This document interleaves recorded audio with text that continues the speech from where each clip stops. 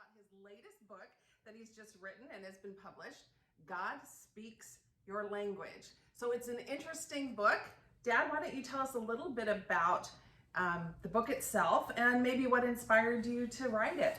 Yeah, this is it's one of my favorites because it sort of capsulizes what I've been writing about the English Bible and Bible translations, incorporating what I've done in collecting Bibles.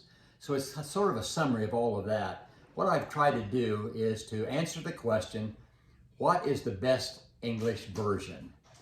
Everybody has their own preferences. So what I've tried to do is evaluate why we come to a particular understanding of a version that we like. We should not choose a version because it's what we want it to say or what we think people say about it. We want to know what God says. God speaks your language. And if that's true, then we want to know, what did he say? Yeah. And so the translations are really important. And so I've spent a lot of time showing you how to go through the process of deciding which Bible and which translation is the best. Because there are over 350 of them, Debbie, throughout the United States and over the past 100 years. So it's a difficult question. In addition to that, I wanted to add to that something that has not been done frequently, and that is to evaluate study Bibles. Because I believe a study Bible is that which is a transition from what the text says to what it means. And sometimes the text is very clear, very plain, and so it needs to have some sort of explanation. That's what a study Bible does. And so I've done a whole section on study Bibles, why they're important, how they can be used, where they should not be used. For instance, I don't believe a study Bible should be taken to church. I think a study Bible should be what you use when you're studying the Bible. When you go to church, you're listening to your pastor, and he's explaining the text to you. You should be reading the text.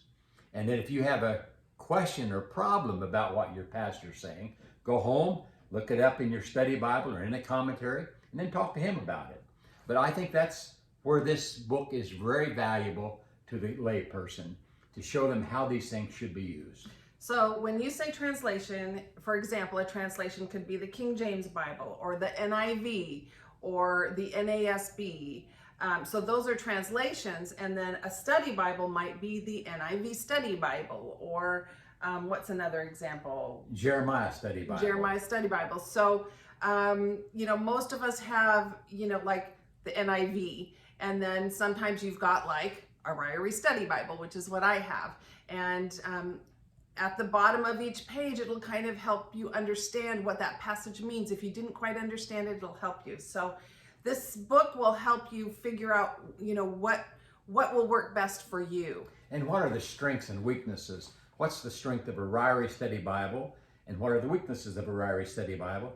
What is the NIV Study Bible? Why is it helpful? And where it may have some weaknesses. And so those are the things that I've dealt with in the book. Oh, that's great. Well, thanks so much for being with us here today, Dad. And I hope you guys enjoyed this. And now you'll be an expert on study Bibles.